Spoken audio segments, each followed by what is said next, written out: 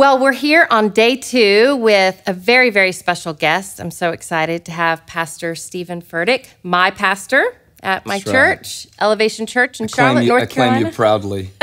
Absolutely. I claim you proudly, too. Pastors don't claim all the people that go to their church proudly, by the way. We Some should people keep you're that a like, secret. But this is one of our best. Thanks. Thank you. Well, it's an honor to go to Elevation Church here in Charlotte, North Carolina. And it's an honor to be with you today. We have Pastor Stephen's book, Greater, Dream Bigger, Start Smaller, Ignite God's Vision for Your Life. I have personally read every single word of this book. How many times do you think I've read this book? I don't know. You helped me write it. It's the fact about it. So, well, I helped you edit it and steer you in the right direction sometimes. Yeah, and help me think about like how does this not just apply to a pastor, but how I mean, I think that's the thing you're so good at. That's the reason people are on the blog, is because it's like, how do you get this to the everyday level? And that was helpful for me to not just think in terms of myself, but get outside of myself. How do I speak to people who are just doing the everyday life thing? You know, God has a greater plan for them too.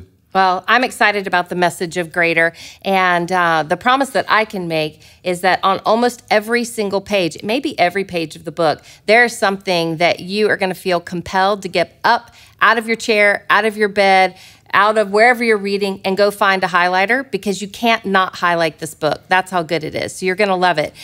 Yesterday, we kind of cast the vision for Greater. Today, I want to talk about where do we start? Because I love the subtitle, Dream Bigger, right. And most people would think, okay, if I'm going to dream bigger, then I need to start somewhere big. But you actually say, dream bigger, but start smaller. Yeah. So where do we start as we're pursuing this new vision, God's vision for our life? Yeah. 2 places people seem to get stuck, or at least I seem to get stuck. And one is that we don't dream big enough. So we walk around with these really small visions of what God can do through someone like us.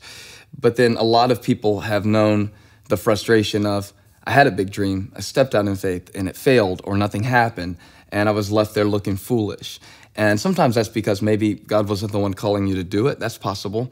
And we talk about that in the book as well. How do you know the difference? But then a lot of times it's because we don't understand the process of what I call digging ditches. So I use in the book the example, all through the book, I use the example of the prophet Elisha. He's the main character of the book, kind of like the tour guide into the greater life that God has planned for us. And one time he was instructing some kings. They were in a drought, and they were asking God to send rain. And he gave them a bizarre instruction. You know, he prophesied that there would be rain, but before he said there's going to be rain, he told them to make the valley full of ditches. And they had troops dying in the desert, and here they were, you know, weary and tired and battle worn. But he told them to do something that seemed silly and something that seemed counterintuitive. You know, if you're in the valley, what do you need an irrigation system for if there's a drought in the land? But that's the way God works. He calls us to dig the ditches today for the rain that he's going to send tomorrow. And definitely in ministry, I've seen that, but also in my life. And so whether it's like as a teenager, trying to be pure, waiting on the one God has sent for you, having your heart prepared, digging those ditches through a commitment to purity, whether it's now as a father and a parent, financially trying to dig ditches to get ready for what God wants to do. I mean, you could take it to any application, whether it seems large or small, or whether it's your vision for how you want to raise your sons or your daughters, or the kind of person you want to be ready to be a spouse. Right. God doesn't usually send the rain until we dig the ditch. In other words, if we will do the preparation and do the natural, God will do the supernatural. And so giving some examples of that in the book, I think is important to get people thinking about what ditch is God calling me to dig today for the thing that I'm asking him to do in my life. And so that small start actually becomes the catalyst. And there's a small thing that you can do, an instruction you can obey that may even seem ridiculous right now, that God will use to offset major change in your life and send the blessing that you need.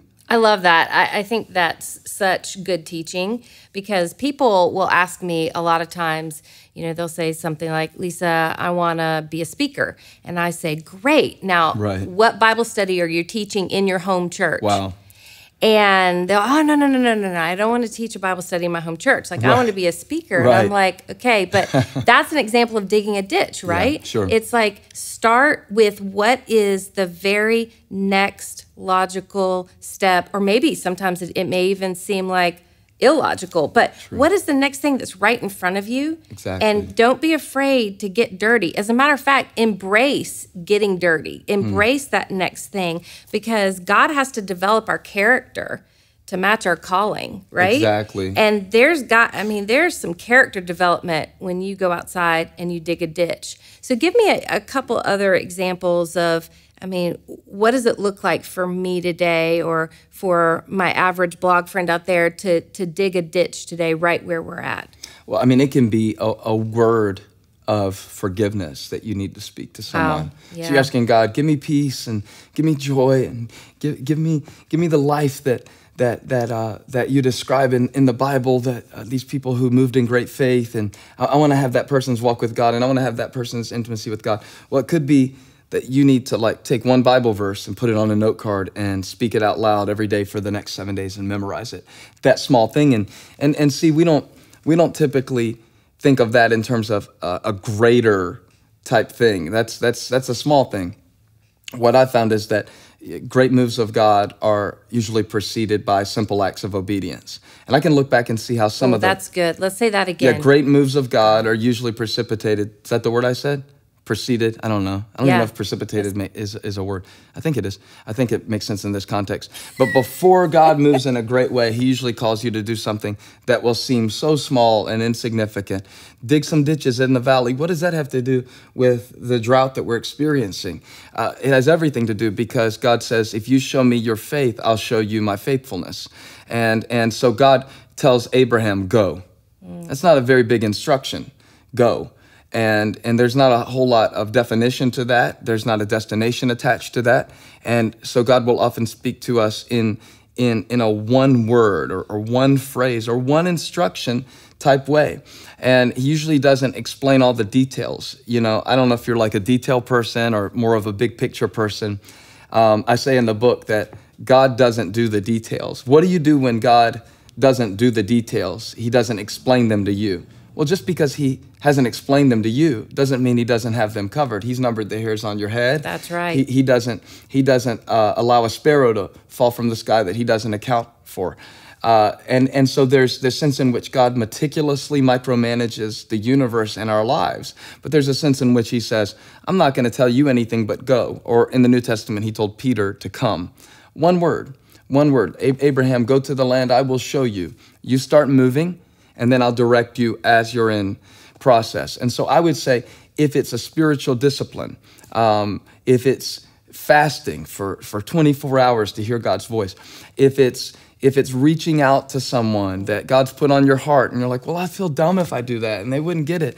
It's that faith that God is after. See, it's not about the thing that you do. It's about the way that you do it. So a lot of people don't realize that you don't have to be doing something that the world would see as great for God to call it great faith. It's not what I do, it's the heart I'm doing it with. So I can take right where I am today, and I don't have to have a ministry or a book. I was feeding people in my dorm room in college ramen noodles and generic soda like Dr. Thunder and Mountain Lightning. I was feeding football players in my dorm room in college, trying to share Christ with them before I ever started a church. And I think that those small things that we do in preparation and in obedience, are the things that allows God to open more doors. And so the blessing that we're asking for is usually wrapped up in an instruction that we're not currently following. Absolutely. That's so good. I feel like I'm having church right here. Me too. This Take an offering. And take an offering. This is so good.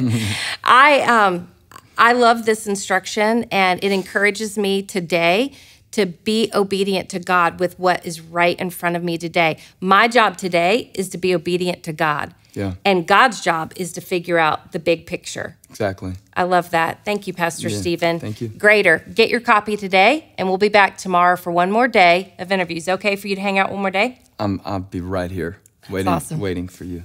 Thank you.